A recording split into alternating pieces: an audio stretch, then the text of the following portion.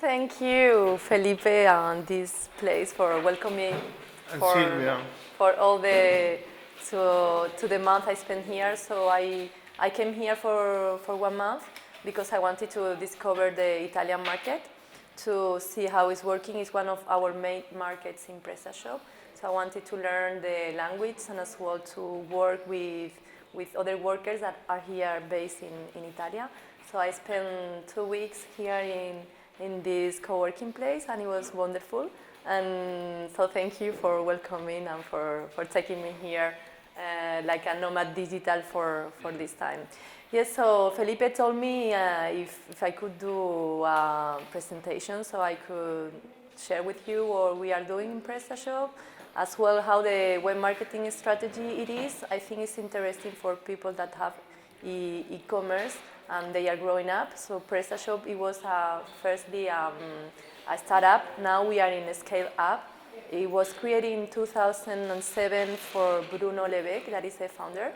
He was working for a company that it was legit.com, and he decided that it could be interesting to create an e-commerce solution that it was free, open source, because he believed in open source, and it could help to people around the world to create their own business.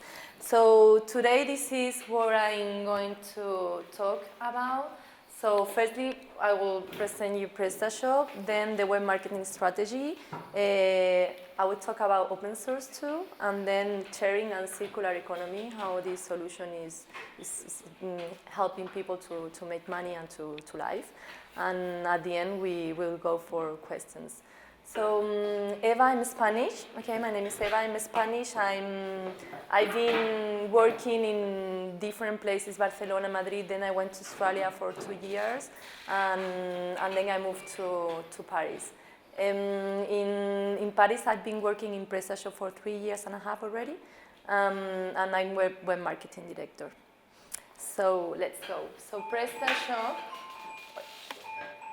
It's an e-commerce platform that allows you to create an online store. It's a CMS, so it's a framework that allows you to create an e-commerce. So it makes you easier, or you can start developing everything from scratch, and then you have a dependency from a developer and for the team that has been making it, or you take like a framework that is going to help you to build it easily. One of the main points for Prestashop, that is an open source framework, what it means there is a huge community behind that is going to take care of the code and is going to get the maximum for the people. The mission, so the mission was democratize the e-commerce and to give anyone the opportunity to create a business online. So with the rest of solutions or product that you can find in the market as Shopify, as Wix or others, they for starting you have to pay a fee. So every month you have to pay around 40 and 50 euros, and then with all the transaction or all the things are happening in the website, they take you more money. Prestashop, it's built in open source, so the code is made by many people. Then it's a tool that is free. So it's free, you don't have to pay, but then you can transform this code as well. So you take your code and then you can do whatever you want. So or you keep the base or you keep the code evolving. What happened is in that moment, so the company was created in 2007 and the crisis in all Europe was 2008. So saying that Prestashop was free, it was coming easily to the market, so anybody could start their business online. With Prestashop you have the basis, so you have everything you need for starting, and then if you want to get bigger and higher, you will add modules or themes. It's like you have a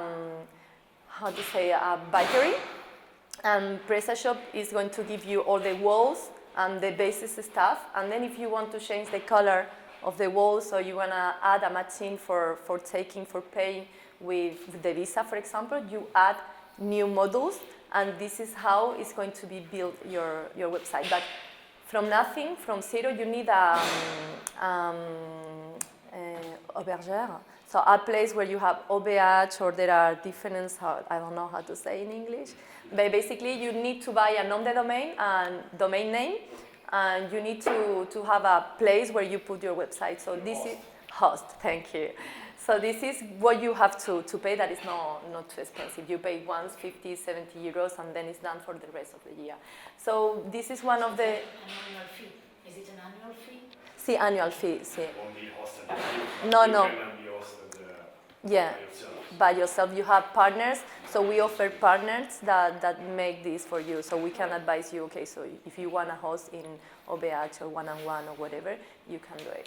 So this is the power of the Prestashop, and the reason why it has been growing up like widely, worldwide, because it was free. So this is how we are nowadays. So we have an office in Paris, Miami, San Francisco, Milan, Barcelona, and now we are going to Poland and Latin.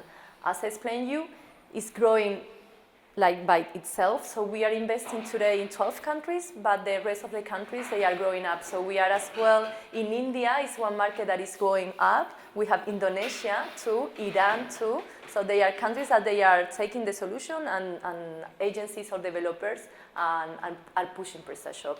So we have 2,070 active stores, so it means e-commerce are made with Prestashop, and they are running thanks to the solution.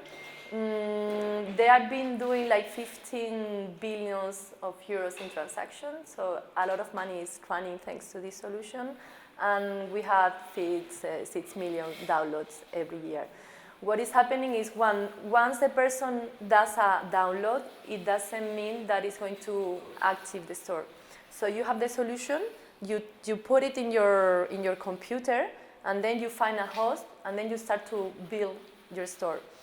Normally, it takes around in between 3 and 6 months to have all your catalog and have built your website. So normally people download, but then for active store, it takes longer. So sometimes the business they start, but they realize that or it's not working, or the idea is not good, or they don't have enough products, or they have another ideas that are coming. Okay, so normally it takes like in between 6 months to get active these stores, and that once it's active, it doesn't mean that it's going to work, because then the traffic has to come, and they have to start with all the marketing strategies for getting people to know the website. Moreover, there are people like me that just know how for testing or analyze the software, never meant to publish. To publish, for example, yeah. So for developers, they try, yeah. This is how has been growing up. So from 2007 to 2016. And what is nice is the project started. It was Bruno Levesque who was like studying and decided to do this project, and he found 2 business angel investor that they say, okay, let's go with this project. So he was like 22 years old, and he started to build Prestashop. And at the beginning, it was a small group. He was counting to have like 12 developers, and at the end we have a community of 1 million in between developers and people that they are testing, and people they are collaborating, and people that they are creating. So thanks to this community, the code it was evolving. We have a team core in Paris, about 8 people, but then we have all the community behind that is working. So thanks to this, the solution was growing up, and today we are in the 5 top e-commerce solution in Europe. This is the kind of products that most of e-commerce are selling. So we see that fashion is one of the main products, or people that create fashion shops, e-shops. Then we have home appliance, art, entertainment, technology, beauty, cooking and wine, interior. So we have all the verticals that they have been working with Prestashop. It doesn't mean that the design is going to be better for one product or other, because we have a lot of templates that we can use and choose for different products. And this is some of the brands. Those are mainly French. I don't know if you recognize any of Italian. See, Yeah. most of Most them. of them, Decathlon, Lowe's. Mm-hmm. So yeah, so so we have one of the big. Uh-huh. No, they are not little company. Yeah, one of the things as well with Prestashop phase to Shopify, for example, is like you can grow up because you have the solution is set up for having a huge catalog. With Shopify is for starter that you can have like 20, 30, 40 products, but then when it's coming bigger, it's not adapted. So this is more for small companies that they want to start, that they don't have too much money, but they want to grow. And then one that is fine, they are in scale up company, they have all the resources for growing up. So this is an important difference for us. Okay, so this was the solution, and now I will talk about the web marketing strategy. I think it's interesting for you if you are working or if you have an e-commerce. I don't know if you have a web marketing director or whatever, but if you want to grow up and you want to do how it's working, this is the reason why I wanted to explain you the web marketing strategy. Okay, so this is how the team is made. So we have a marketing team. In the marketing team, we have a events director, we have a communication director, we have a head of web marketing director, that is me. So the head of web marketing I have 4 people in the team. So I have an SEO expert, that is Flavia. She normally in Prestashop, because there are many countries working, so almost everybody talks 3 languages at minimum. French, English, and another language.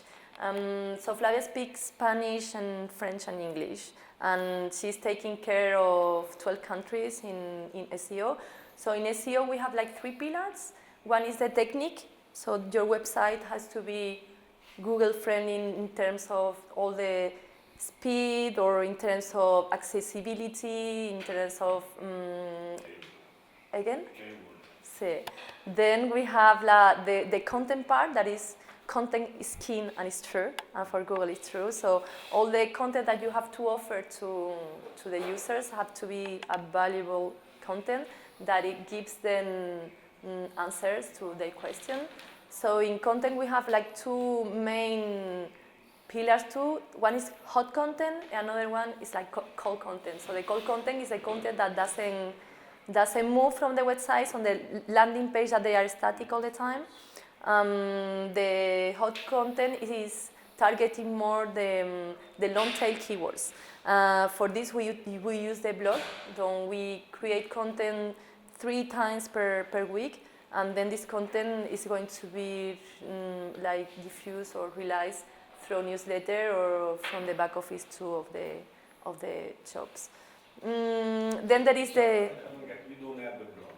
See, we have a blog. You have it. Okay, So okay. yeah. So we have the hot content, hot content with the blog, and cold content with the rest of the site. Then as well is all the internal and external linking. As you know, each time you create a link, you are sending a sign to Google saying that this page is important. So you are giving vote to this page.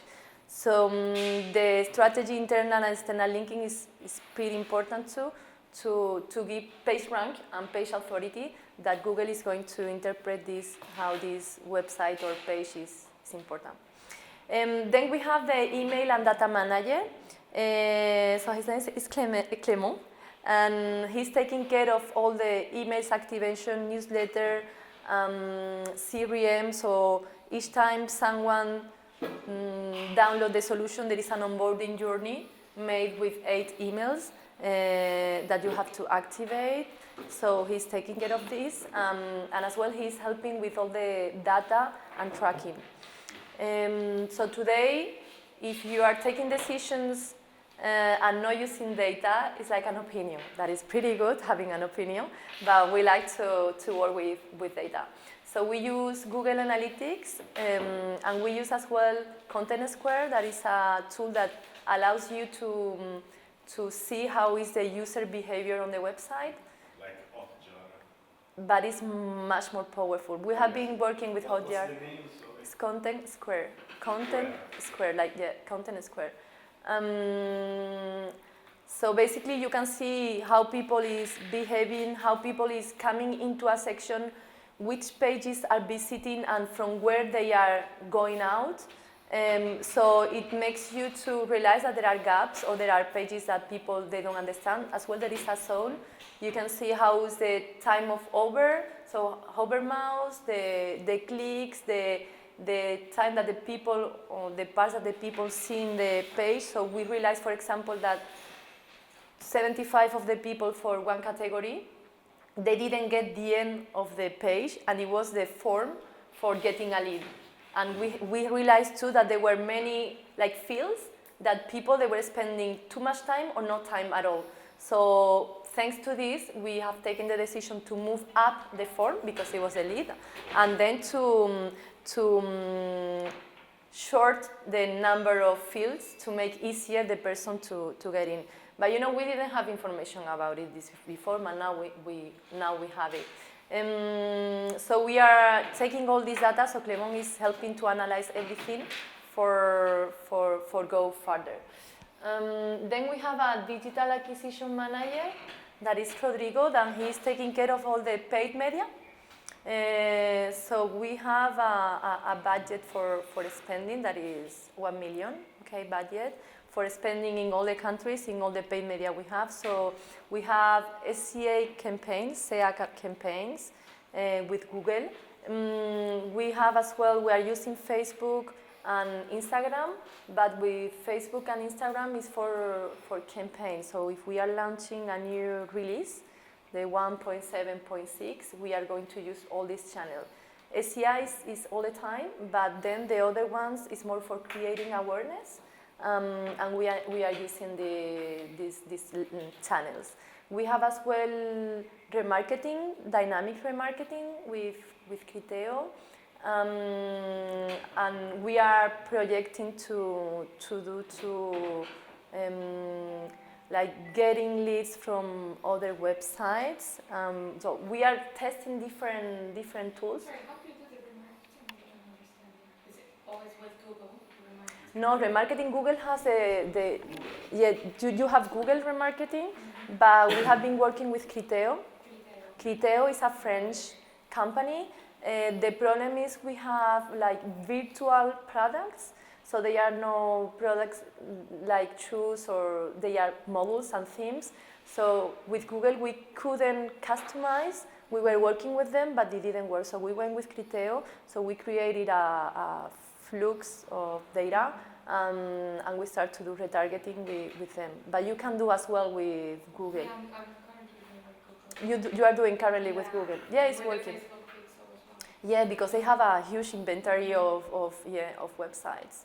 Okay, so we have as well a digital marketing intern, which is helping to the rest of the people, because we have each time 12 countries, so they need some help, and it's like transversal. Okay, so this is the team like with I'm working directly, and we have another team that is a platform team. So the platform team is working because I'm business owner of the .com.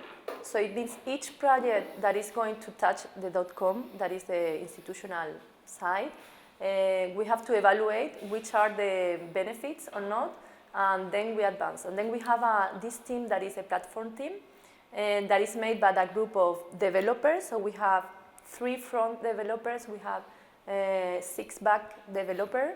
And they have the design team made of 3 people. And each time there is a project, so I call these platform teams, who is like working with us too. I will explain in the next how it's working. Okay, so the web marketing strategy. How I see normally the web marketing strategy is, for example, if you have a restaurant, you get people coming back and enjoying your restaurant, you have to have different peoples or different group of professions to help it. So the acquisition one for me is the hostess that is in front of the restaurant and is taking people to come to the restaurant. So once you have these people inside, they have to be well served and they have to find a good food. So we have the waiters and the cookers that they have to do the best, and then you have the once they are satisfied, they will come back to you, and then you will send them like emails to tell them that there is a San Valentine's evening or whatever. So the acquisition in web marketing, and in this case with Prestashop, so we do with SEO, SEA, we do as well with content, and with paid media with Facebook and with Instagram.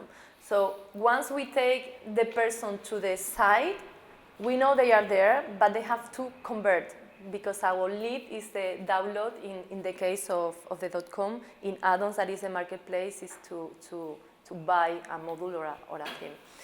So firstly, so you have to like work with them. So we activate all the onboarding journey. That is all the emails that once you download the solution, you get it. And then it's important to have a site that is user-friendly, because at the end, if you arrive to a shop and you don't see where the clothing are, or you don't see the person who is going to take care of you, you go. So you need to make all the path like understandable, for that the people get the action you want. So it's super important to have a website that is user-friendly, with a good experience, that is fast and doesn't take like 40 seconds to see other page. And that if you have any question, we can solve it. So we are, for example, now testing a new solution that is a chat. So when you see that the person is 30 seconds in the website, but it doesn't do anything, just we pop up exactly. We are testing it, we will see how it's working, but we are creating like segments depending on scoring. So say, okay, if the person saw this page and spent this time, I went to this, we are going to pop up with this question, or we are going to pop up with this person. So it's a way too of keeping the people in the website, and that at the end they convert. We are working as well all the content in the blog, so it gives knowledge to people to keep evolving and to keep knowing the solution. And then we have the loyalty. So the loyalty is made thanks to a forum. So we have a huge forum where people can ask, the community can help to solve problems. We have all the add-ons marketplace where people, once they have the solution, they can keep growing their business. Yes, so we are working in Scrum. Okay, this is a method that helps to get the results. So before, like 1 year ago, we were having many projects, but they were like 15, I don't know, entre 15 and 30. We have a team, we had resources, but we couldn't get where we wanted because it was too much spread. So we are using this Scrum method, and it's quite good because we get the team involved. So we are working in Scrum with the developers team. So how is organized? So we have a product owner, user, stakeholder, team members. So this is a group of people that they are working. Each time there is a project, they come to this project, and we say, okay, I'm the business owner, and I need that the agency section or the partner section, we need to increase the number of leads and the conversion rate. So we do like a canvas, Lian canvas, it's called, that is a user business case where we present to the leadership team and we say, okay, those are the projects, those are the benefits, and they are going to prioritize what we are going to do firstly. Once we have the go of the leadership team, we have to put it in the Jira, that is a tool that we use. So you have Jira. Or we have all the projects, and then you have features, and then you have use stories. So you cut everything, and then you know which work is for the front team, which work is from the back, and which one is from the design, which one is from the content, etc. So every week we have rituals that there are these ones, so business case, contractual agreement, vision, initial product, backlog release. So we have rituals, or we have meetings every week. So every day they run a daily update for see where they are. Then we have a release planning where we explain how much or how many resources do we need. And then they start to work on their own. We just do the framework, and we say where are the needs, but they are quite free to go where they think that is the best. So we don't control, the team is lead or working, and it gives more motivation to all the team. So it's a nice method that we are implementing, and now we know where we go with which projects and which one are making more money or less money. So we have the sprint planning meeting, daily scrum, product increments, sprint review, sprint retrospective, and then if there are things that they weren't did, they go to the backlog. We do as well demos, so each time they finish a project, each 2 weeks, they are going to present to the rest of the company what they have been doing. We have as well a retrospective, so we put everybody, we sit together and we explain what it worked, what it doesn't work.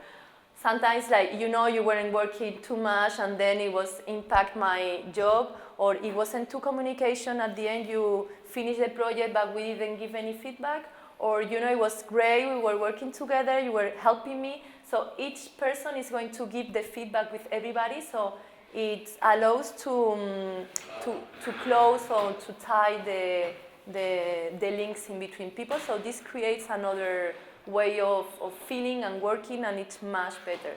So if you have a big company you want to try, I advise to go for this method, because you feel how people is happier.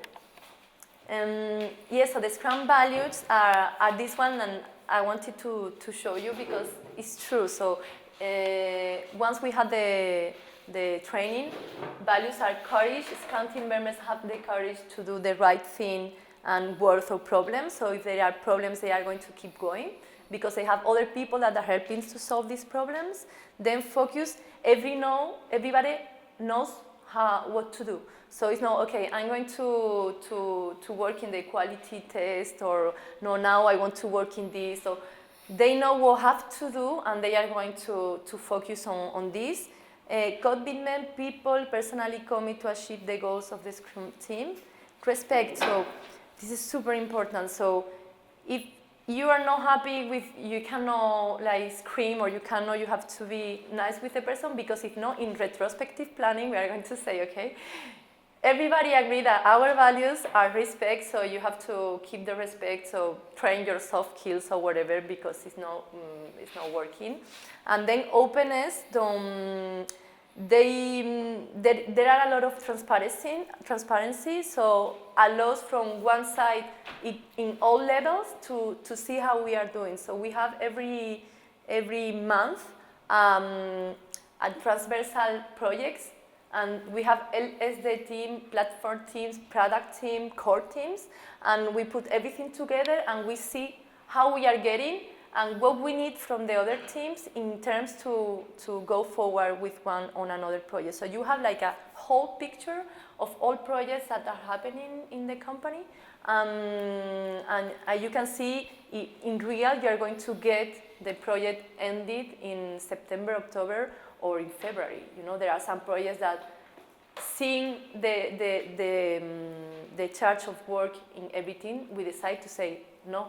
Even though we want to make this happen in September, we cannot. With the resources and with this time, we see we can evaluate that it's impossible. So we put it back to February. Yes, so it's a nice method that we are using, and it makes you to improve your delivery in the projects. So open source project. So the open source is made by many people and gives the right to use it, to transform it, to make whatever you want.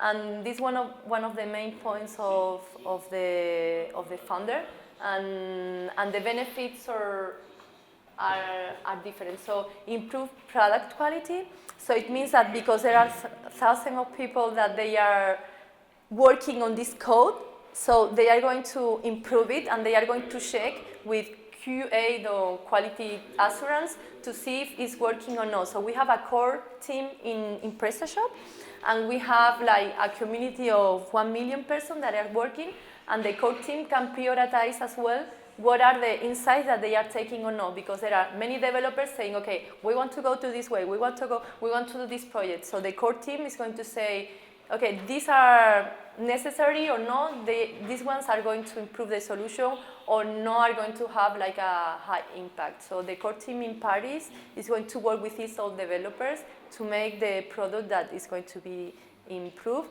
because there is a huge community behind, so the reliability and the performance of the solution is going to be better, and it gives more transparency. So for one side you have the code open, and you can see if it's cheaty or not, or if it's perfect, or there are things that can be improved. And then we have the roadmap that is visible for everybody. So if you want to know what is happening in the next year, you can see it, and you can go to say if it's good or if it's not good, or if you can go in this way or not. So it's a transparent process and transparent solution.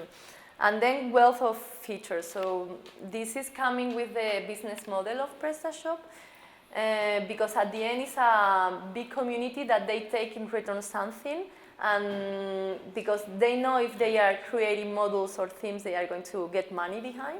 They are going to create more. So it assures insurance that you don't have, like in Shopify, for example, 100 developers that they are working inside the company for this. You have 1 million persons that they want to push and to create more.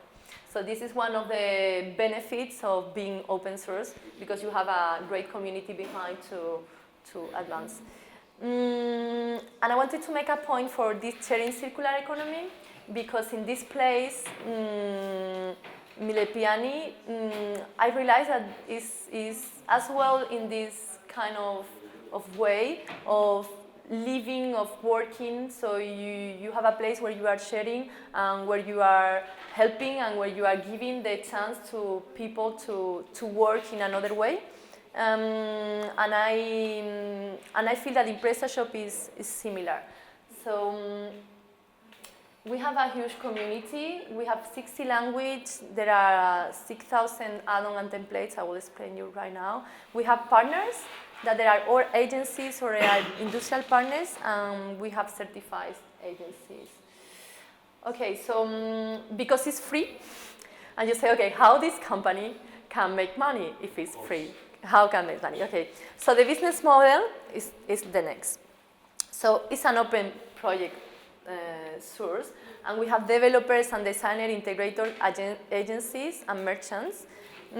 So they are creating modules and themes. So a themes is the design of your website. So if you are having a pets website, so you will have like 200 templates, 200 like fronts that you can use for creating this pets online shop. So me as a designer, I can decide to work with a developer for creating this template, and I can sell in the marketplace add-ons. So the marketplace add-ons is the place where you can find all the modules and themes. It's like a huge supermarket. It's like Amazon. So you put all the things, all the stuff that you want to sell, and add-ons get a commission. So this open source community is creating module and themes that they are selling in the marketplace. And who care about code review? The internal team? see, we have a QA. I submit something like a team.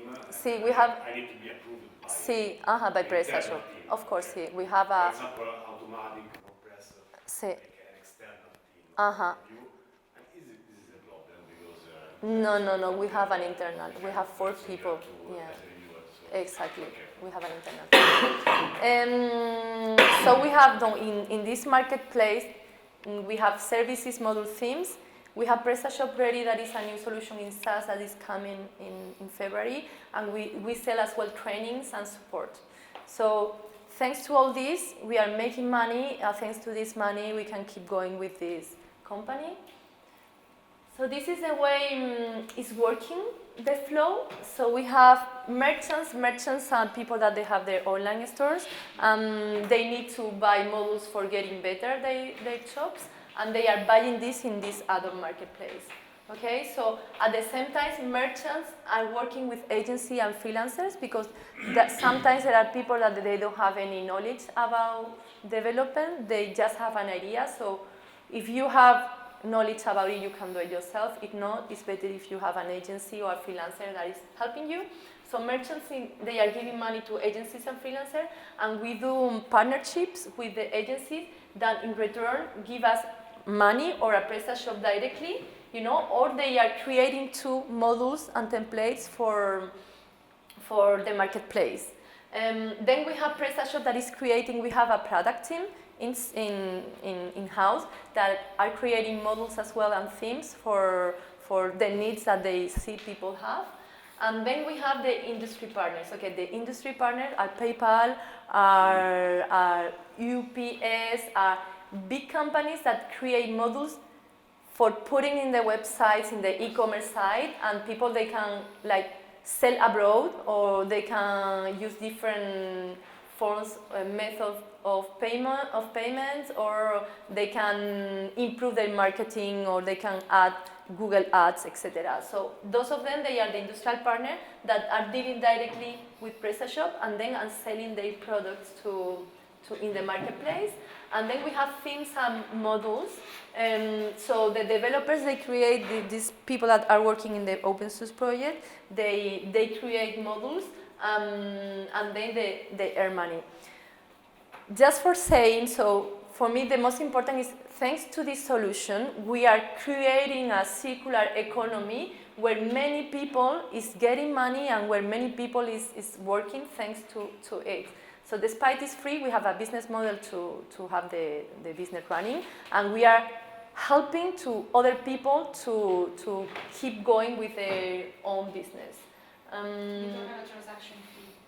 It's depending on models. So there are, with some partners, we have fees, and with some partners, they have no fees. So, for example, if somebody buys from a Prestashop, as a company, do you have to pay a fee? Because on Shopify, there's a 2 or a 1% fee for each purchase. In Prestashop, no. So if you are using, for example, PayPal. Yeah, PayPal will charge that. Exactly, but no Prestashop. No, our money is made thanks to the modules that are sell, or we create these modules, or developers create and we get a percentage, or from agencies that we do deals, or with industrial partner. But we don't take as Shopify for every transaction some money. We have the SaaS solution that is Prestashop Ready, that you pay fees monthly. It's not already in the market, but the idea is to charge every month an amount of money, and then having a small fee for every transaction, but it's less than the one for Shopify. But you have this option, or a SaaS solution, or an open source solution that is Prestashop download. Okay? And voila, that's it. So if you have any questions, happy to help. Yeah, when you mentioned the hot content, you mentioned blog. Is it the only way to do hot content on a website, by inserting a blog, or there's another? To me, it's the best way, because there is something that people know that is going to change every time, and it's more normal that you have new pages, a new category every time. So you have your blog/URL, and then you can talk about anything you want, and you are getting long keywords for working on it. If you create each time in your institutional site a landing page, can be a mess for the user, because they are going to find pages that they are not related with the main product or what you want to do, and you risk to lose them. Because as a shop, like selling products, I find it very hard to create content for the blog, because what we do, we create a product. So we haven't really found that right blog content, like what do we write about, the creative process, the making of the product, but then you kind of run out of You should do a semantic study, so you see which are your main keywords, you see the needs of the people, so you start with this, then you use like Ahrefs, or there are different tools, keyword planner, to see which are the keywords that they are more used, and then you start to create content related to it. But you have to do a study before to decide what about you are going to talk. And then, so you start with one content that has been related to another content, and then you can do like cocon semanticos, I don't know how it is in English, but you put like all the content that is related and is pushing you all the blog posts, but you have to find the needs of your target. And for doing it, you have to talk to them, you have to look for keyword planners in Google, or you have to do Ahrefs. You have to see as well which are the keywords your competitors are working, so do a study of everything, and then you start to decide what are going to be your editorial calendar. Okay, it's clear? Can you tell us, please, one of the most famous e-commerce website that is currently using Prestashop?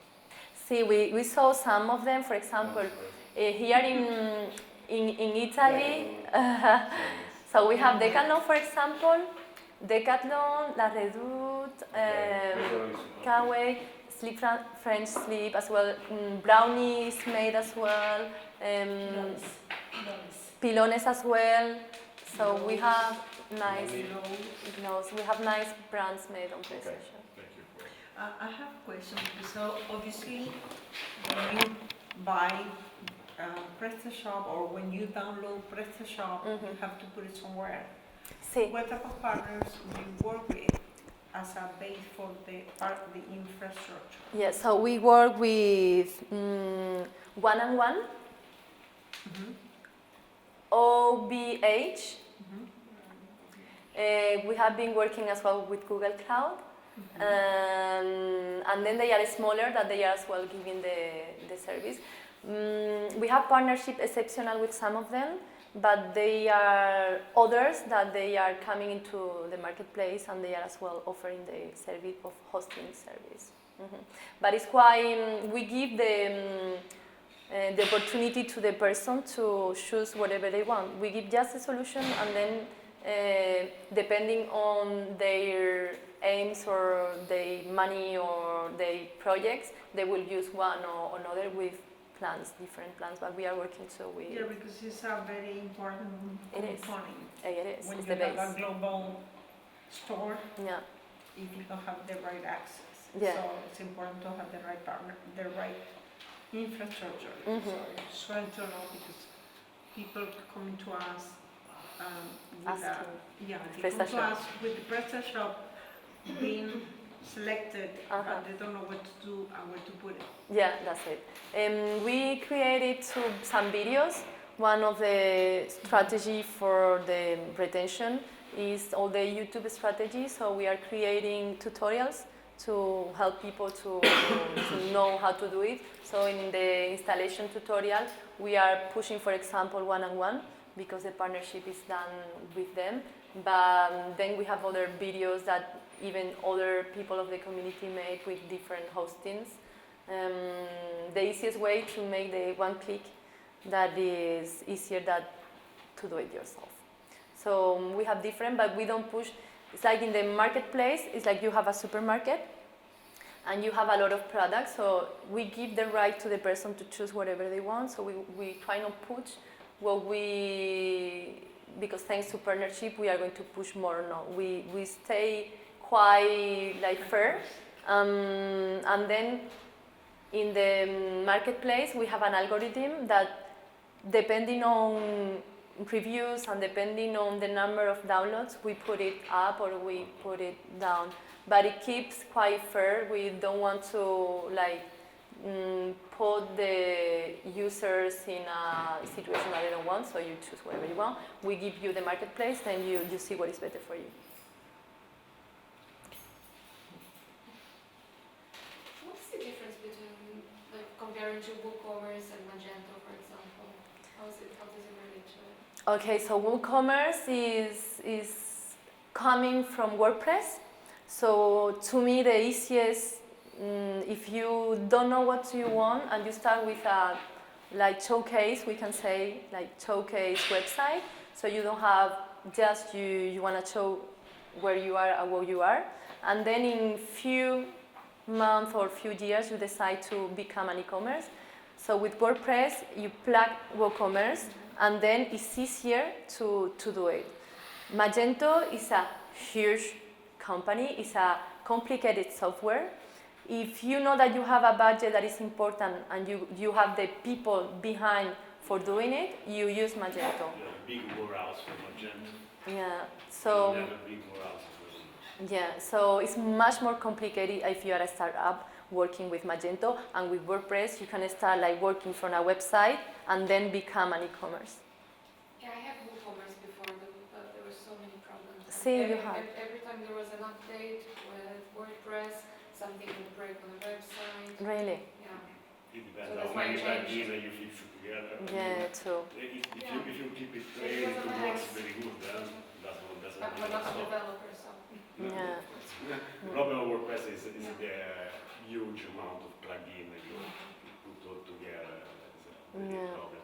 Maybe models are different here, I don't know. As a developer, of course, I'm sure that I will find a very good documentation on developing themes and models, of course. But there is something like a blank theme, for example, that everybody just download and start from that in developing, for example, a theme. We work with GitHub.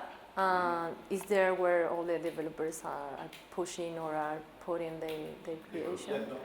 Maybe I don't say myself. Okay. If I want to develop my own team. Your own team? My own team, my personal team. Of what? For what? For a Prestashop, of course. Okay, develop a team, external team, that is working for the code or is working for doing what exactly?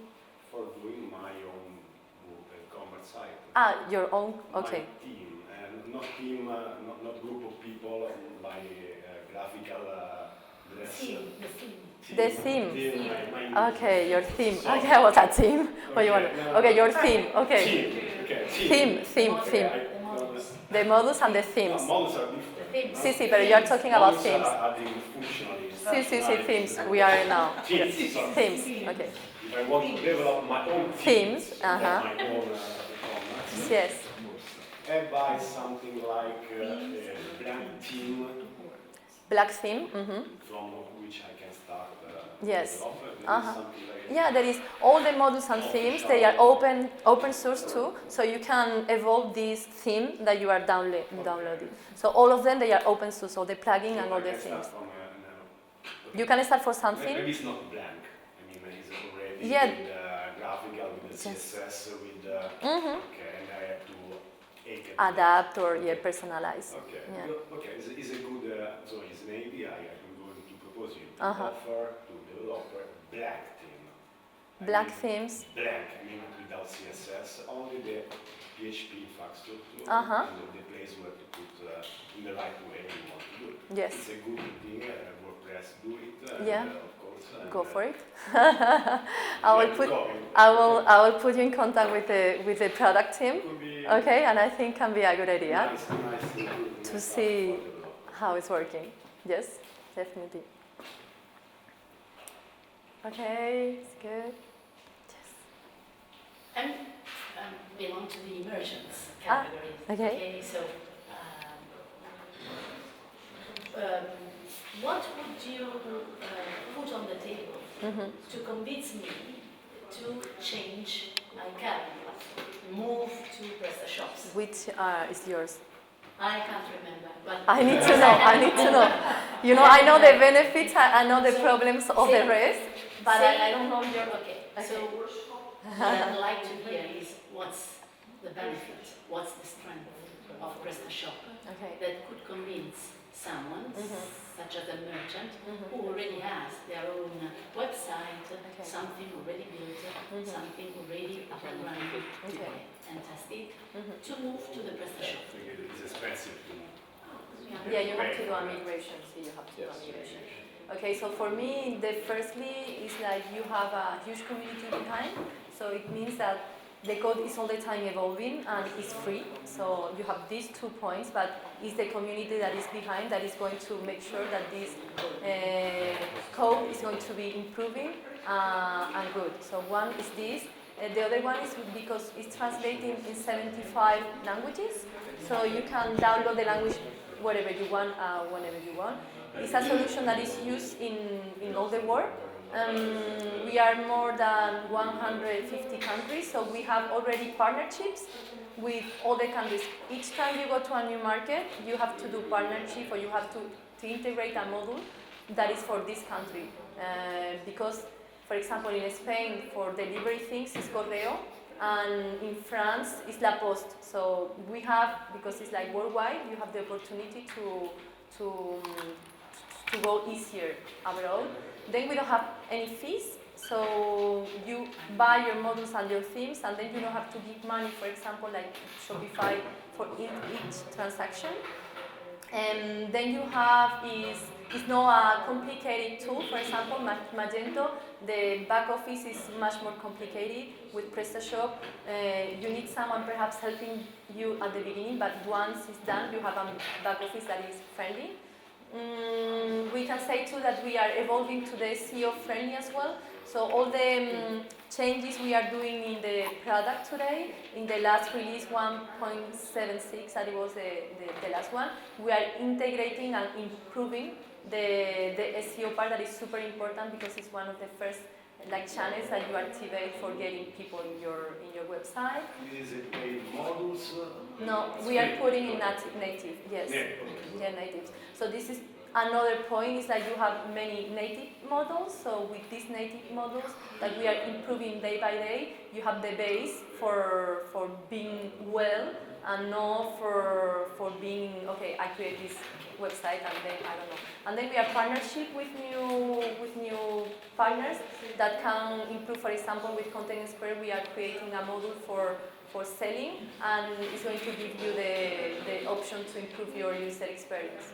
So we are improving and evolving, and you can be international, and it's open source. We have a huge community that makes sure that there is quality and reliability and performance.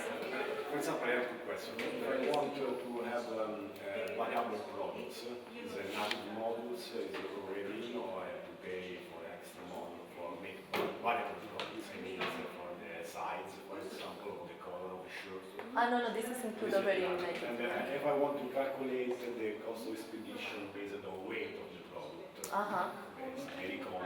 I have to pay modules, or is it native? See, normally you need to have a company which helps you do delivery.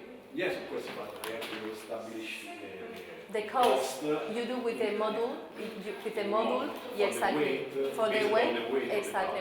So that's not in the main In the main column, you have to, yes, you have to select, you have to select. No, it's very common, but for example, with Shopify, there are a lot of things that are common and they're not included.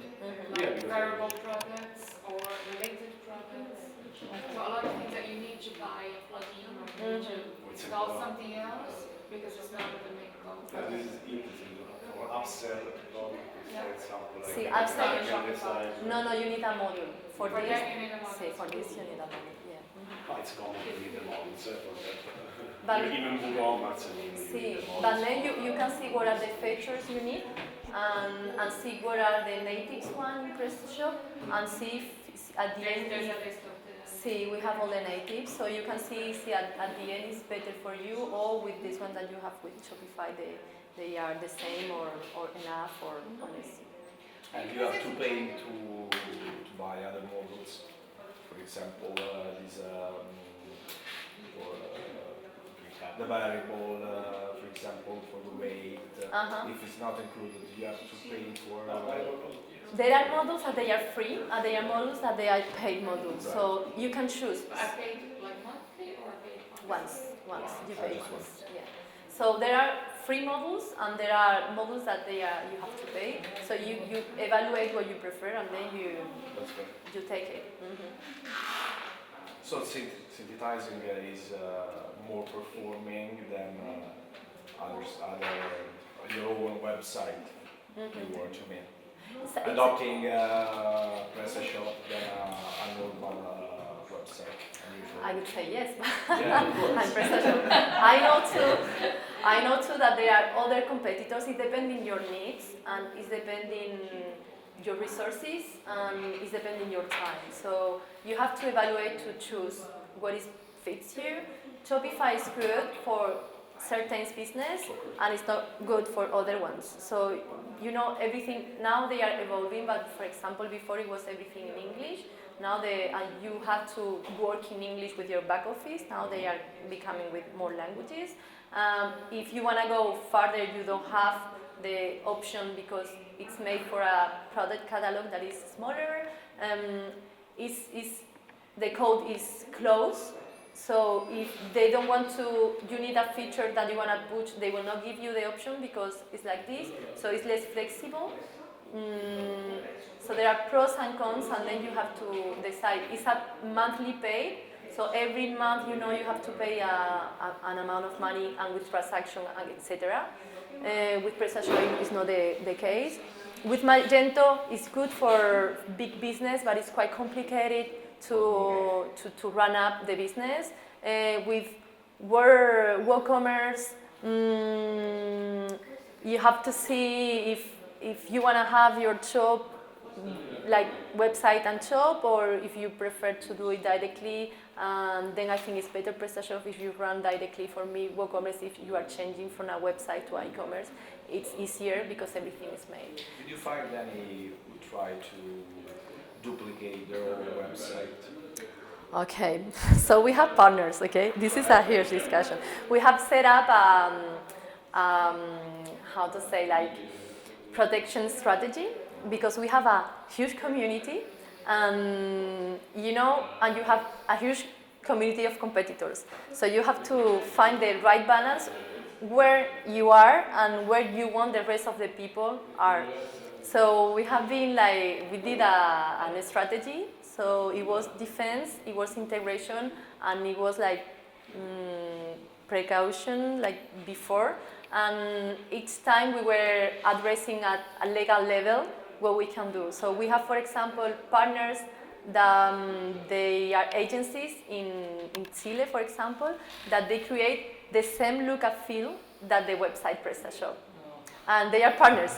And then you realize, because you are running an evaluation, there is a tool that we use to see what are the domains names that they are similar, what are the social media that they have Prestashop inside, so you can see everybody that is using Prestashop. So you see that is an agency that is using exactly the same look and feel.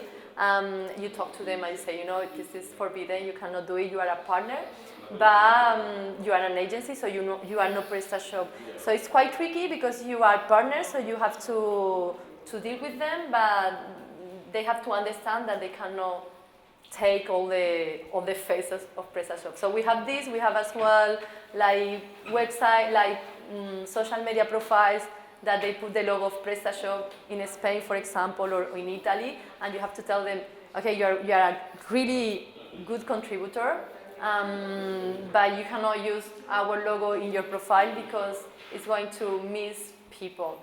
So we have a lot of issues that in France. There is an agency that is copying all the content from the blog Prestashop. It takes all the content, and the next day they put in their website, in their blog. And we found out this, and we say, okay, guys, you are going to be have penalties for Google because this is duplicate content, and not just Google, is as well that is our content. Yes. So there are many situations, many cases, as the community is really huge. You go to them. If it's a competitor, it was Shopify. We was bidding in Prestashop keyword on AdWords. When someone was typing Prestashop, they were using Prestashop, like Shopify first position Prestashop. They are not allowed to do it. So you talk to them and you say, you know, if you don't want that I buy your keyword and you don't want to be in a word like CPC word, let's do a gentleman agreement. So I know bid in your keywords, you don't do in mine, and then you just go with your target. Yeah, Facebook. But you know, you find a lot of... Sorry? That's not illegal. That's not illegal, no. It's illegal to use the word.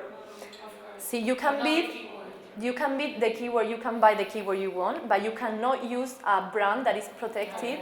But Shopify, they were doing like Prestashop. So they take the H, they were cutting it, and they will put it Prestashop. People went to Shopify thinking that they were clicking. Voila. And then they arrived to a landing page and it was like, are you looking for Prestashop? Shopify is better. And I was like, oh my God. You know, so they are not super clean. So at the beginning, the strategy was quite aggressive. So you find this kind of behavior that you have to do something about. But you find everything. It's funny, but at the time, yes, yeah, that's it. Now, I asked before if you're present in China at all, if there are merchants that are in China. You are asking me. If you have if there are shops in China using Prestashop. For the moment, China is, even though there are shops, we have no. Yeah, we don't have enough partnerships for China. Yeah, so we have jobs in India, in Iran, in India, in China, and everywhere. But the partnerships, they are. We have AliExpress, for example. I have to see which are the partners today. But it's true that in Europe they are more, and in LATAM the partnerships are stronger. But I can talk to the partnership teams to see how it's working. Okay, and I can tell you later. Okay, so thank you very much for your time and enjoy your weekend.